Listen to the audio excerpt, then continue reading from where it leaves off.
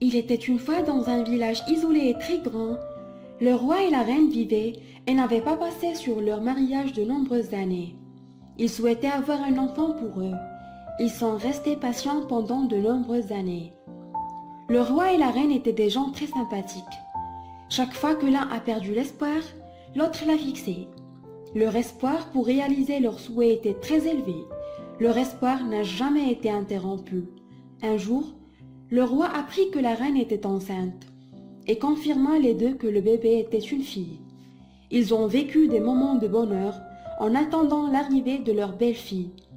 Jusqu'à la date prévue est venue et donné naissance à leur fille, qui était attendue depuis longtemps. Et car cela leur causait de la joie pas comme avant, et leur nommait joie. Le roi et la reine ont décidé de préparer un très grand baptême pour tous les habitants du village, y compris les pauvres et les moyens. Et vraiment, ils ont préparé tout pour la cérémonie et ils ont invité tous les habitants du village, un par un. Même les fées qui viennent dans la jungle extrême ont été invitées. Mais les gardes envoyés par le roi pour inviter les gens ont invité toutes les fées, sauf la fée Violet. Elle était connue par son mal et son traitement cruel et mauvais. Les gardes ont eu peur de leur faire du mal et ne sont pas approchés de sa part. Ils ont préféré de ne pas inviter. Ils ont caché l'affaire au roi, croyant que c'était simple et qu'il n'en valait pas la peine. Lors de la cérémonie, tout le monde a prêté un cadeau pour la petite princesse Joie. Les cadeaux étaient tout différents, selon son énergie et ses possibilités. Les rois des villages voisins ont apporté assez de l'or et de l'argent qui la suffisait tout au long de sa vie. Les habitants du village du milieu ont fourni des vêtements de leur propre fabrication, des jouets à la main et des choses simples. Et certains n'ont rien apporté parce qu'ils étaient incapables de le faire.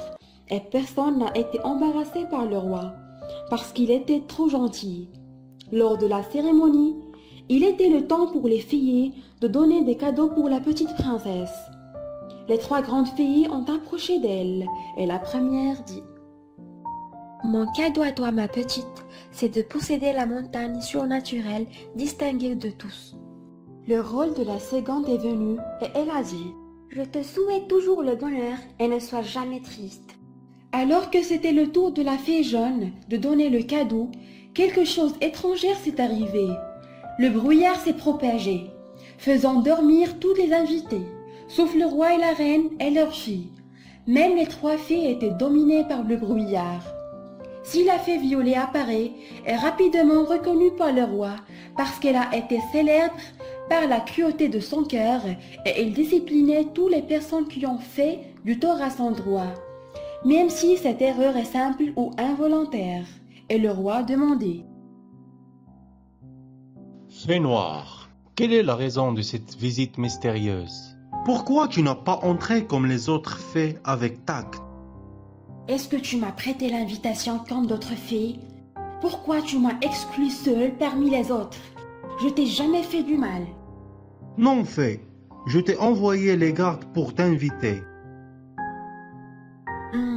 Mensonge banal, tu n'as atteint personne menteur. Je n'ai même pas quitté ma maison depuis le jour que j'ai su que tu avais une fille. Je préparais un cadeau convenable pour elle, mais maintenant, mon cadeau sera différent complètement. Tu vivras une vie heureuse entourée par la chaleur de tes parents, mais quand tu auras 18 ans, tu tomberas dans une piscine et tu mourras en noyant cette pauvre. Et le roi cria rapidement. Réveillez-vous, garde. Attrapez-la. Mais tout le monde dormait profondément. Soudain, la fille Violet a disparu et n'a eu aucun effet. Après que tout le monde se sont réveillés, la fée jaune a dit « Malheureusement, je ne peux pas arrêter ce jeu, mais je peux le minimiser. Mon souhait pour toi est que lorsque tu couleras, tu ne mourras pas et que tu dormiras dans un sommeil profond. Tu peux te réveiller avec un amour sincère et ceci mon humble cadeau pour toi. » La fée a dit ces paroles et la tristesse est visible sur son visage. Ne vous inquiétez pas, je ne laisserai pas ma fille coller. Je vais agir. Après que le roi ait passé la cérémonie, il a promis sa femme et sa fille qu'il éviterait le sort que la fée souhaitait. Les gardes étaient toujours chargés de l'accompagner et tout le monde suivait des cours de natation pour apprendre. Et il a construit un mur près du lac dans le village, barrages et autres endroits qui contiennent de l'eau. Joie a continué à grandir comme une belle fille et aimée par tout le monde. Son père lui a appris à bien nager depuis son enfance parce qu'il craignait que la magie de la fée violée soit réalisée. Au fil des jours, des mois et des années, Joie a grandi et a complété 18 ans. Le jour de son anniversaire, son père a relevé la garde et le roi et la reine étaient extrêmement inquiets. Ils ont organisé une cérémonie simple pour célébrer son 18e anniversaire. À cette cérémonie, elle a rencontré sa copine Éline. Éline, une fille si liée et gentille. Elle était l'amie la plus proche que Joie. Mais elle a voyagé. Il y a 2 ans, elle n'est pas retournée du village jusqu'à le jour de son anniversaire. Elle a partagé sa joie avec elle. Ils ont pris ensemble le gâteau et l'invita à dîner chez elle. Elle était aussi de la classe riche. Et les deux allèrent voir le roi et le prièrent de laisser sa fille Joie partir avec Éline, mais il a refusé. « S'il te plaît mon père, aujourd'hui c'est mon anniversaire. S'il te plaît, réalise ma demande. »« Oui roi, laissez-la partir avec moi. Envoyez vos gardes si vous voulez. Ma maison ne possède pas de piscine ou quoi que ce soit avec de l'eau. » Après avoir exhorté de leur part et avec une grande détermination, le roi accepta et envoya ses gardes avec eux pour rester à côté de Joie tout le temps. Alors, c'est ce qui s'est passé. Joie a dîné avec son amie Éline. Ils ont apprécié la conversation jusqu'à la date de départ. Puis, elle a escorté Joie au palais. Alors qu'elle revenait avec les gardes, Éline a été appelée par une vieille femme qui vivait à côté d'eux et vivait avec son pauvre mari. Éline s'approcha d'elle pour la saluer et Joie la suivit. La dame était trop gentille et leur demandait de l'attendre pour revenir avec de délicieuses tartes encore en préparation. Ils se réjouirent tous les deux et attendaient, mais la vieille femme était en retard dans sa cuisine en bas. Éline et Joie descendirent la chercher. « Madame, où es-tu ? » ?»« Je suis là, je m'excuse pour mon retard. La dernière tarte n'est pas encore cuite. » Joie se tenait devant la vieille femme et s'appuya sur un petit mur derrière elle. Mais ce n'était pas un mur, mais un puits profond, fermé et caché. Malgré les ordres du roi de fermer tous les étangs et les puits et de les réduire et de les garder, mais la vieille femme ne pouvait pas abandonner son petit puits. Elle n'avait pas d'endroit pour apporter de l'eau ou de l'argent pour l'acheter. Pendant que Joie se tenait sur le mur et Éline la taquinait avec ses mouvements familiers, elle la poussait légèrement vers le mur. Donc Joie tombait dans le puits et tomba. Malheureusement, la corde était cachée dans la paroi du puits. Quand elle est tombée, la corde s'est tordue sur les pieds. La vieille femme était choquée. Elle était vieille et ne savait pas nager. Mais Éline se précipita et sauta derrière Joie. Mais elle ne pouvait pas la sauver. Les deux filles ont continué à se battre là-bas et la vieille femme criait fort. Alors les gardes sont venus et les ont emmenés ensemble. Éline revint à sa conscience rapidement, mais Joie entra dans le coma. Dans la fée, Joie a parlé. Le roi et la reine étaient abasourdis par la nouvelle. Il était depuis si longtemps de protéger leur fille de ce danger, mais le roi croyait en son destin et fut compté. Et malgré la culpabilité commise par la vieille femme, qui était la cause de naufrage de sa fille, mais il ne l'a pas punie.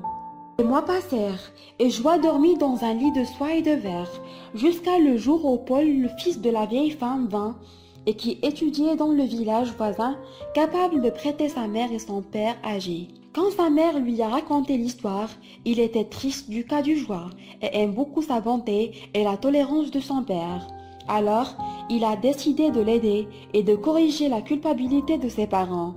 Paul est parti au roi et lui dit : « Roi, je suis vraiment reconnaissant de pardonner à ma mère malgré sa culpabilité. Et je tiens à vous dire que j'ai trop aimé ta fille. Je la connais à distance depuis qu'elle était petite. Voulez-vous me permettre de la rencontrer ? Peut-être qu'elle a su mon amour sincère et se réveille. » Le roi se réjouit de cet espoir que sa fille pourra se revenir.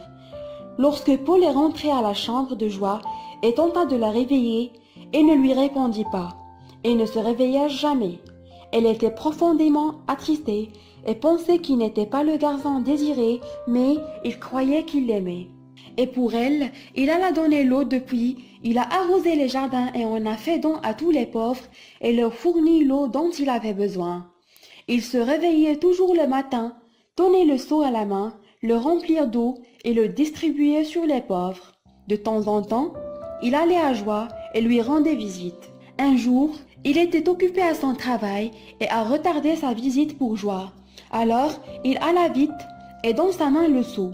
Il s'oublia en le portant jusqu'à ce qu'il entre dans sa chambre de Joie. Et le seau était plein d'eau de pluie. Il lui a parlé comme à son habitude et lui a parlé de l'état du village et de toutes les nouveautés. Joie n'a pas levé un doigt. Et au moment de son départ, il a essayé d'attraper le seau pour quitter la chambre. Alors, il tomba au sol avec le seau. Et des gouttes d'eau ont touché Joie et se posa sur ses joues. Cela l'a poussé à ouvrir les yeux et se réveiller. C'était un miracle. Elle s'est réveillée quand les gouttes d'eau la touchaient avec l'eau pure et son intention pure et son amour pour elle. Paul et le roi et la reine se réjouirent grandement pour le retour de Joie. Enfin, elle est revenue à sa vie et son palais et ses parents. Peu de temps après, Paul a demandé la main de Joie et elle a accepté et s'est mariée le même jour. Ils ont vécu une vie heureuse, pleine d'amour et de bonheur. Chers amis, j'espère que l'histoire a gagné votre admiration. Partagez vos opinions dans les commentaires sous la vidéo et n'oubliez pas de vous abonner à notre chaîne. Au revoir.